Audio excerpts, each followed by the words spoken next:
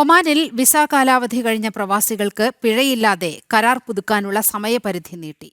July 31 അവസാനിക്കാനിരിക്കുന്ന ഇളവുകൾ December 31 വരെ തുടരുമെന്ന് തൊഴിൽ മന്ത്രാലയം അറിയിച്ചു.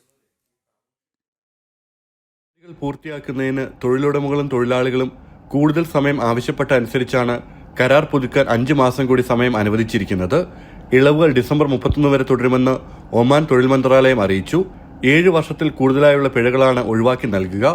നിലവിലുള്ള എല്ലാ പിഴകളും ഫീസുകളും അധിക ബാധ്യതകളും റദ്ദാക്കപ്പെടുമെന്നും തൊഴിൽ മന്ത്രാലയം അറിയിച്ചു. കോവിഡ് കാലയളവിൽ ഏർപ്പെടുത്തിയിട്ടുള്ള ഫീസുകളും ഇതോടൊപ്പം റദ്ദാക്കിയിട്ടുണ്ട്.